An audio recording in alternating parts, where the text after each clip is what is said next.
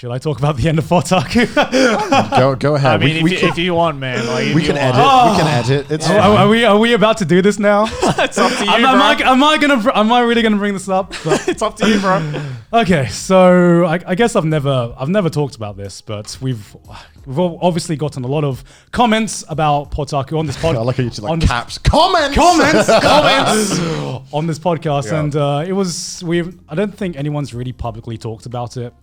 And to preface this, still love everyone on the podcast. I'm not about to talk mad shit or anything like that.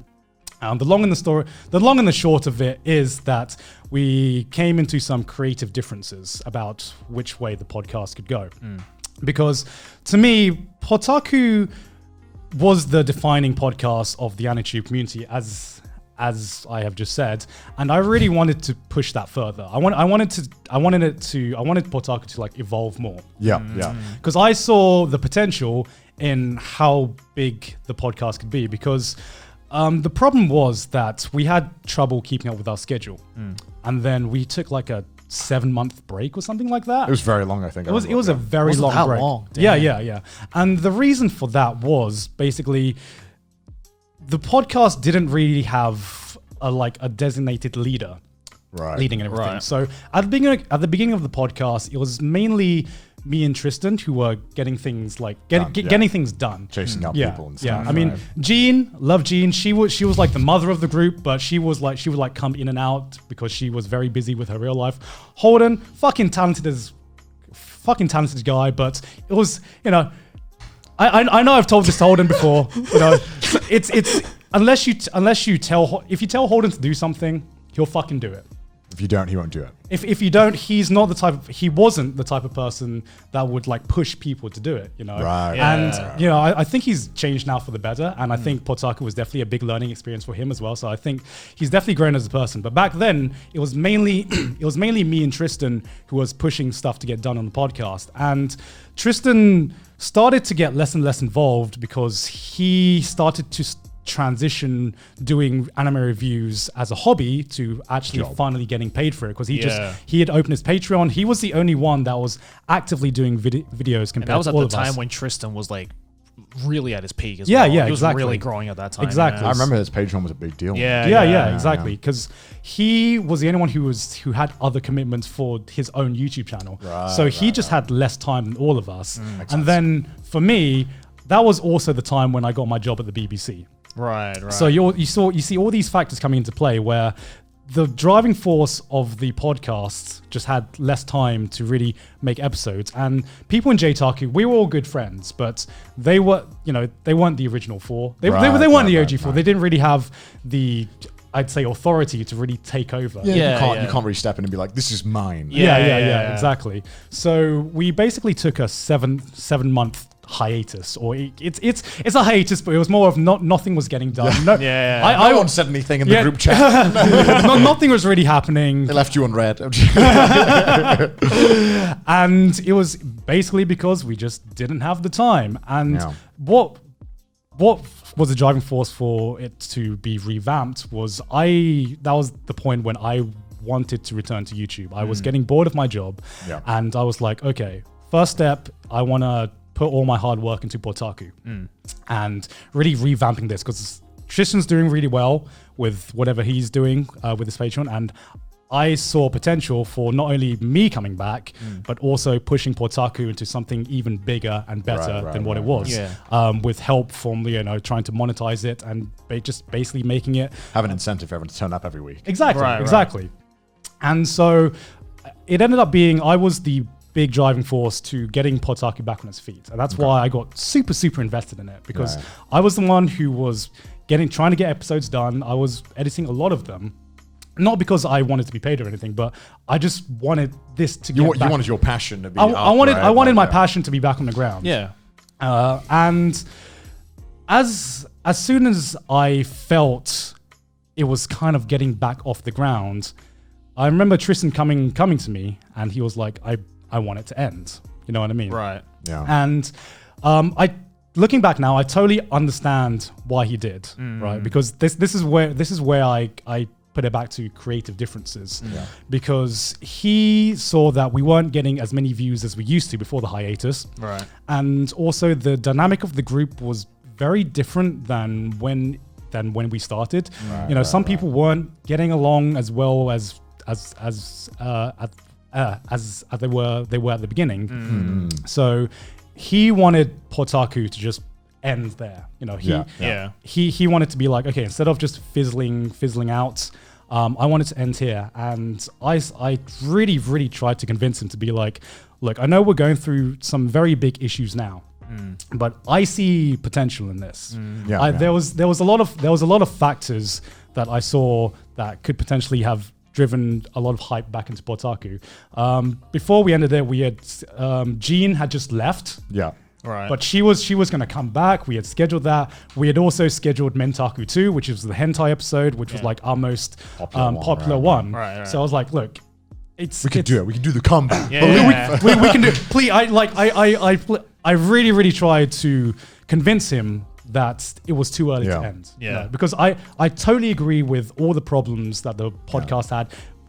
If in order to survive and to go further, we would have had to make a lot of big changes, and they could have very easily blown up in our face. I guess it's one of those things where it's like, you could try, but you could very easily fail. So it's one of those things where you're like, do I want to put in this work when I can get the guaranteed paycheck? Yeah, why risk it, right? Like, I kind of get it, but at the same time, I'm like, as a viewer, I knew how like big it could have been as well. Looking at my position now, and I understand how it all works. Like, it could have been. I reckon it could have been something really big. Definitely.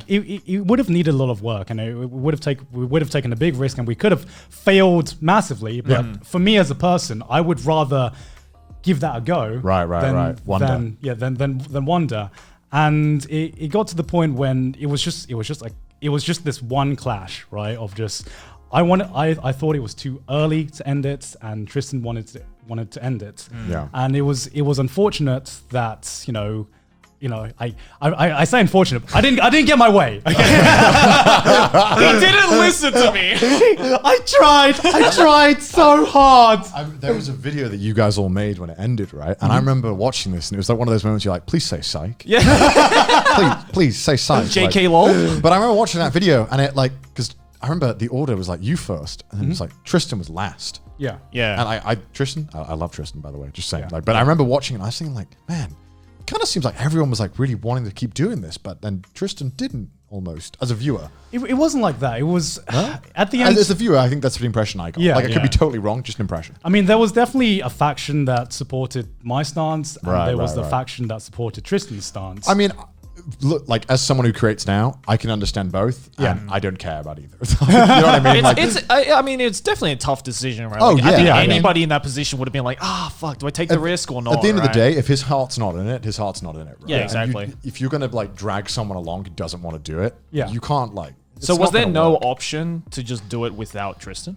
I mean, we wanted to respect Tristan's wishes because there was the conversation of like, should we do this without Tristan? You know, but it just felt wrong. That's understandable. It just because I wanted to leave the option. I asked Tristan, would it be okay if we continued, and then at any point, if for whatever reason you want to return, the doors are always open. Yeah. And Tristan was like adamant, no, I don't. And I understand because this was his baby. I get as well. it. Of course. No, I don't feel comfortable letting my baby go and just seeing what happens. Yeah. So that's kind of that was kind of like the last straw. There was no going back from that. And that's basically how it ended. And it was after that I kind of lost a lot of motivation because I'd put so much of myself into getting this revamped, and it just felt like it was just all taken away and it was out of my control. And I learned a lot from PodTaku with like working on group projects and everything like that.